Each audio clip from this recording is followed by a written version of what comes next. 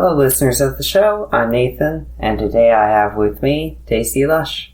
We're delighted to have Daisy on the show. We're just going to talk a little bit about Daisy's story today, I think. Thank you, Nathan. We like to ask our interviewees, how did you find page 1? Actually, contact with one of the first writers who formed the group, Jean Head Young, who was a childhood friend of mine. She approached me many times over the years to drop into page 1, but I never really got around to it or involved until about 10 to 15 years ago. Very interesting. What inspired you to start writing? Well, actually, I used to write in grade school, and at one point I wrote a poem, and my friend read it, and she said I didn't write it, so I kind of went into hiding, I guess. But, in the silent moments of my life, I like to scribble little things down here and there on napkins or whatever, and it's always there to refresh my train of thought for future writings. Right, yeah, that is very nice. From our Creating a Legacy project, we remember you were involved in tourism. What did a typical day look like while working in the tourism industry? Yes, Nathan. I became involved in tourism in 1987, starting with a bed and breakfast in Cormac, and eventually we added 5 cabins in 91. It's a very short season with busy, long days. Very hard work, up early before the guests, preparing breakfast sometimes for 12 to 14 people. Then basically cleaning the whole house and cottages every day for new guests. This was the usual routine for a full tourism season, which lasted pretty much from the middle of June to Labor Day. And then it was mostly on a monthly basis if people came to rent the cabins or whatever. When the children finished school, I sold the cabins, 2003 I think, around about that time. And I moved to Deer Lake and took on a new adventure, working in remote rig camps, traveling back and forth to Alberta. The camps weren't real big, sometimes anywhere from 50 to 500 men. I started out as a second cook. Years ago, they would call it a cookie, I guess. I remember my father saying he was a cookie in the camp way back in the day. Then I advanced to first or main cook. Again, the work was hard, 12-hour shifts, but the pay was good. Not like tourism. I never really got paid, just made sure the business survived and paid for itself. Sometimes I was out there 6 weeks at a time. One year my husband was with me and we stayed 6 months. Now that was a long haul. We drove out in the motorhome in the fall and came back pretty near June, I do believe. That's how I got into the hunting camps with Arlock Outfitters. Same thing, only on a much smaller scale. Again, it was like doing your housework, but you're actually off-grid, but with all the amenities that you need. Everything is airlifted in, of course, with helicopters. Okay, yeah, so you owned a bed and breakfast? Yes, actually we opened the bed and breakfast in 1987, and then from there on we added the cabins. What would be one thing that stuck with you while owning the tourism cabins? Probably working from home. Owning and operating the cabins meant that I was home with my children, who were very young at the time, even though we didn't do a lot of summer things because I was so busy with tourists and everything else. But I was still home to take care of them, which involved no babysitters as such. And I also got to meet a lot of people from all over the world. Oh wow, very nice. Mm-hmm. What would you say was your favorite part of the job? Favorite part of the job? Probably meeting people and hearing their story and, where they've been and where I never got to go, but I went to different places through them, I guess. Right. Yeah. Yeah, that is a very nice part of the job, eh? Yeah. So you used to own the Hinton House, you said? Yes, I bought the Hinton House in 2020. And although it was renovated, it had a lot of history. It was one of the original houses built in Deer Lake between 1923 and 1926. Oh, wow. and it was located on Upper Nicholsville Road, which back in the day was called Millionaire Street, because that's where all the bigwigs as such worked in the construction of the powerhouse. And I had permission from the family to name it Hinton House. Donald Hinton was one of the managers at the powerhouse, and his wife Augusta became the first librarian in Deer Lake. Also, another livier at Hinton House was Mr. Klaus Bang, superintendent of the Hydro Development Project. And he was on board the SS Caribou when it was torpedoed by a German U-boat October 14, 1942. And his body was never recovered. So I guess the walls of Hinton House can tell many tales. I bet they will. Yes. And because of medical issue, I only operated the Hinton House for 2 years, 2020 to 2022. Oh, wow.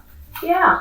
But I guess my favorite memory up there, personally, was the memory of a little boy who thanked me for letting him stay there. He referred to Hinton House as a castle. Oh, wow. Yeah, it was so sweet. That does sound very sweet. Yeah. Yeah, it's really nice. Do you have any readings you'd like to do today? I have a couple here. Maybe we can give a go. Okay, I have one. I called it Watery Roots, and it's probably relating to all the people who had to leave their little towns and villages. Watery Roots.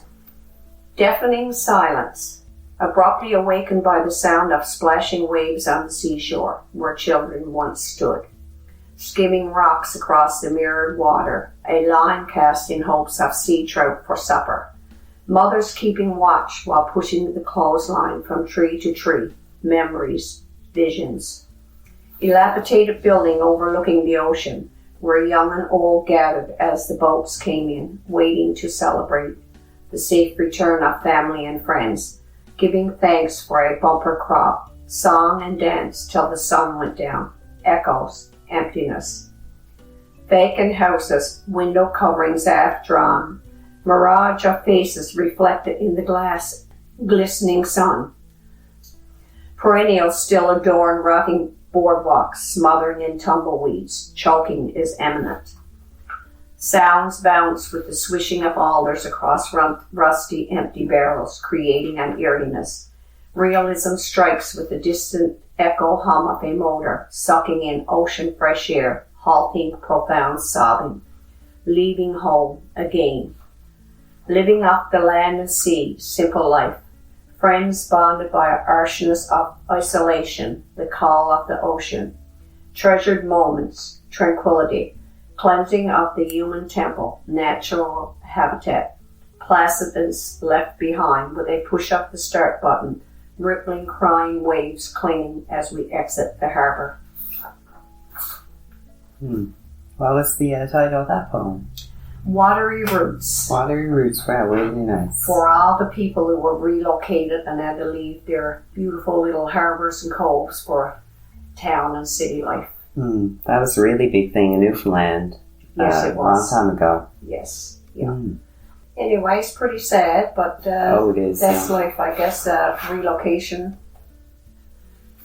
And I got another one here if there's time. Oh, I got lots of time, yeah. Okay, we did a little project for winter musings, and I guess we all wrote a little ditty about winter. And here's what I came up with. The cabin, or off-grid, whatever you mind to call it.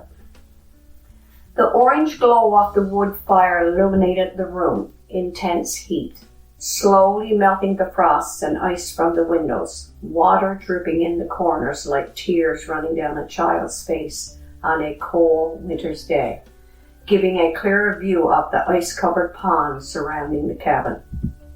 Skidoo tracks and trails embedded through the snow-laden trees. A gray jay briskly glides to its perch on the porch rail, detectable through the window, patiently awaiting the remnants of human consumption to share with its flock. Colourful flames bouncing off the stove's glass door, some high, some low, dancing to an unknown tune. Heat forcing me to move back from the mystifying tranquility, calming body and soul with the vision of fire, mesmerizing, so seductive, yet can be so devastating. Appetizing aroma of fried potatoes and onions escaping the pan, decimating the stench of the cabin's dampness from the elements, prolonged emptiness. In the dimness of the evening, magical moments of shadows flicker spontaneously on the walls, togetherness in the stillness of the backwoods. Outside, winds whistle and hum, warning the animals to take cover from the drifting snow, impending weather. Smoke bellows from the chimney, depicting a funnel cloud. Odors of charred embers indicating occupation. Profound scent of myrrh reminding me of my father, a lifetime lumberjack. Not a sound inside, just the purr of the oscillating fan circulating the heat, cracking the bones of the wooden structure as if exhaling a sigh of relief, comfort, warmth, remotely relaxed, immense contentment, soul-searching, no distractions from worldly noise, nature-induced inner peace at the cabin. Really nice. Yes, very nice in the backwoods, nobody around, just the blue jays landing on the front deck. Right. Looking for some food. Yeah, I hear you also work outside a little bit too at outfitting camp.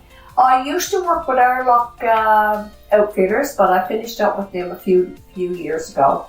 Miss it big time, but the time has come, I guess, when we all gotta pack it in. That is true. Yeah. Yeah, so you used to be a cook, were you? I was a cook with Airlock for 4 years straight, but I worked on and off, a few years back with them as well. I met many people, mostly American hunters, and they just totally love Newfoundland, our little piece of heaven. Oh, they really do, yeah. Yeah. That's the largest clientele for hunting lodges, Yes, I think. it is. And so appreciative of little things you do for them. It could be something as simple as picking up a sock, and they appreciate everything. What was one thing you liked to cook when you were... Oh dear, let me see. Cabbage rolls was always a big hit, and usually Saturday we would have steak and shrimp and all the trimmings. That was a big night. Roast beef dinner with the little things you call, forgets now what they're called, little puff pastries. Oh, yeah. Yorkies. I got the Yorkies. word. Yorkies, yes. That was always a big hit. And of course we had salads and soups. That was a everyday thing. And We like to ask writers of the show, do you have any tips for any new writers? well, everybody is different. I guess we always think our work is rubbish, but every brain operates different. So what I put from pen to paper is not the same as the next person is going to put from pen to paper. I guess everyone is unique, and whatever you write is you. Right. It's coming from you, and I find I can't write if there's anybody around. I have to be secluded, as in the cabin. We were in the cabin when I wrote that, and there's another one I wrote about Dory when we were at the cabin, which is a very nice piece of work. You can't have any interruptions because your train of thought is interrupted. Me personally, that's my opinion. Oh, I know. I'm the same way when I'm writing. I don't want any distractions. I don't want any interruptions. That's right. I'm the same way, but I'm soon going to have to get mine together because I got pieces of paper and tissues and pieces of cardboard and everything everywhere. No organization whatsoever, so I'll soon have to get mine organized. It's on my bucket list. Right. I'm the same way with my own writing. Yeah. Yeah, mine's very disorganized, a little bit everywhere. Yeah. And what's your opinion on writing? How do you're the same way? You need silence, or? Oh, I do. I need silence. I like to put my phone on silent and go for evening. And once I get started, I like to stay started. You know what I mean? Yes. Right? Yeah. I mean, like, I got my water and all that. Yeah, so you All don't have to there. move. Right. I'm the same way. I kind of like to go into hiding somewhere, because if you get up, that's a gone. Yep, there you That's go. a gone. And another thing I like to do too, if I'm out walking and something strikes you, extraordinarily strikes you, and something comes to you, write it down, and then the thoughts will come back to you when you get at home. That's the way I work. That's like me. I got my note app on my phone, and anytime I get an idea for writing, I write it down right then. Yes. And then I can expand it later on. Absolutely. Yeah, that's exactly the way I do it too, especially walking the beach or anywhere in the morning or whatever. It's just, you get those morning thoughts when you're fresh and crisp and everything else, and if you don't grab it then, it's gone. Yeah, that might be all the time I have for today.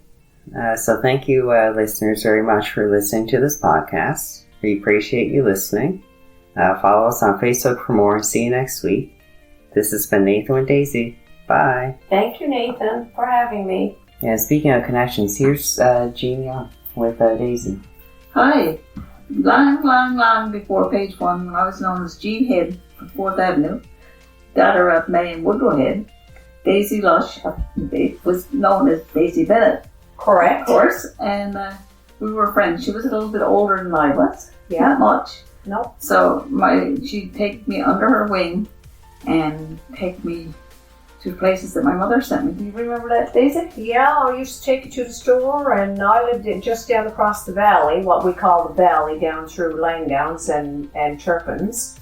And I would walk up and take you by the hand, and we would go out to probably Burke & White's, more than likely. Probably. Probably Burke & White's or Matthews. There were so many stores here on High Street at that time, back in the day. Yes. And we'd go to the Bank of Montreal. Bank of Montreal, that was the big bank in Deer Lake. Was that still on Main Street at that point? No, that was down where next door to the fitness center, not the Isle of View. Okay, right, yes, because back in the day it was up on Main Street by the movie theater. That was Remember later, that? yes, That was for later. sure. Okay, right on. Yes, and we paid light bills and so on. Yeah, and we were only whippersnippers, We're and we had to do. We used to go to the bank and to the stores Well, for our parents. We'd stand up on our tiptoes to get and see over the counter. Yeah, that's right. So- I remember going up to Bullwater's pay depot there in the offices there across the track at that time, Yes, and passing in a note and peeping over the counter to pick up Dad's paycheck. Yes. And like I was Yes. just a child. we had a lot more independence. didn't We sure did, and we walked everywhere. There's no such thing as a ride. yes. No, of course not. And we stayed out until we were called in. There's no Yes. such thing as staying in the house hanging out. Never. Never. Yeah. And wherever you were when it was lunchtime, you ate. You eat. That's right. But we call it dinner time. Yeah. Dinner time. Dinner was around noon, Yeah. and then supper time was around 5 or give or take. Yeah. And youngsters everywhere, between the Langdowns and the Goldings and the Foleys and the Bennetts, the Heads and the And Goosneys. the McKays. And the Kays.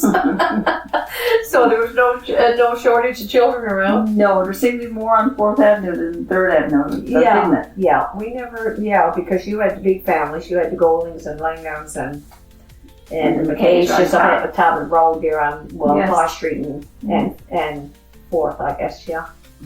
We counted them once. There was 100 people on 4th Avenue at one time. Imagine that. There's only half a dozen families. Yeah, that's right. They all had big families back then.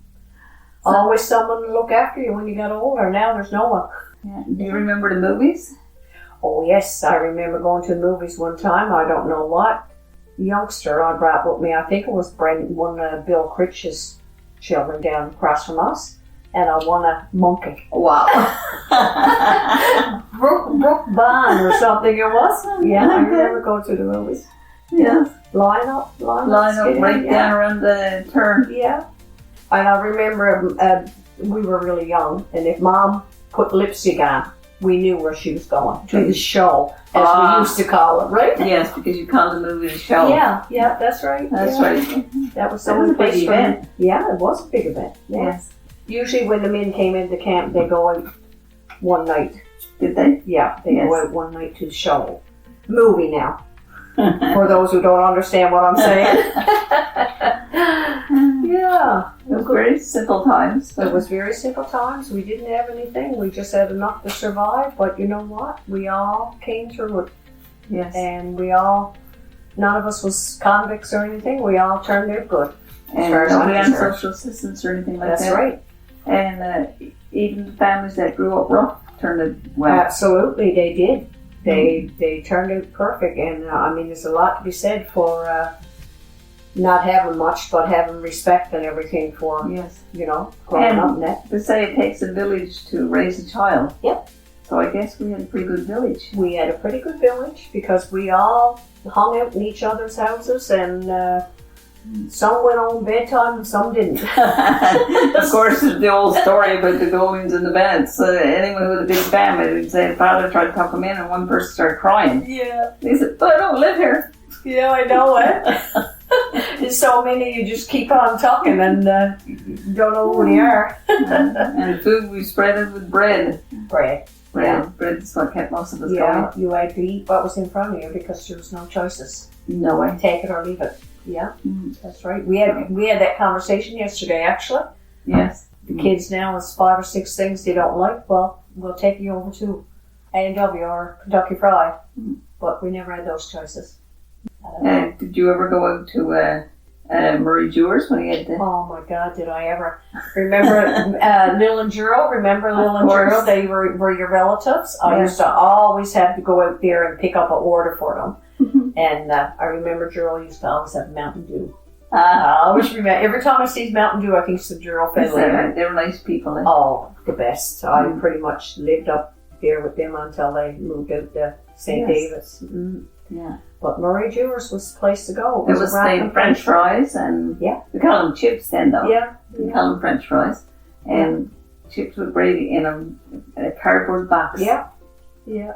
And it tasted so good, didn't Yeah. Mom said they used to go in the back there and peel potatoes. And make fries. Okay. Somebody else, probably Whence or someone. It was all good times down them avenues, Jean. I can tell you that. Yes.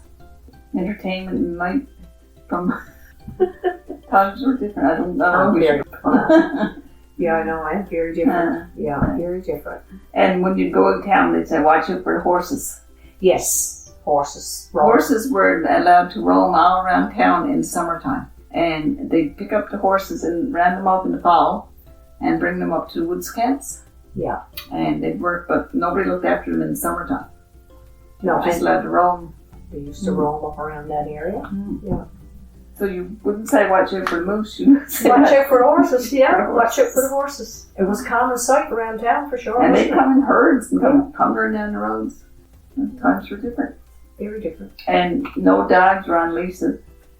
Dogs and cats roamed the town. All over the place. Yeah, all. So you'd watch out for the dogs too. That's true. Thank you very much, Nathan. Two old biddies here up Thank here. you very much, Daisy. And you're welcome, Jean. It's nice reminiscing about 3rd and 4th Avenue for sure. I tell you. Yeah. Newtown bunch were a tough bunch, but... Yeah. We all stayed good friends. That's the main part of it. We did so. And if something comes up now and you meet each other, you're still friends. Eh? Yeah, still friends. Yeah, still friends for sure. Yes. Yeah.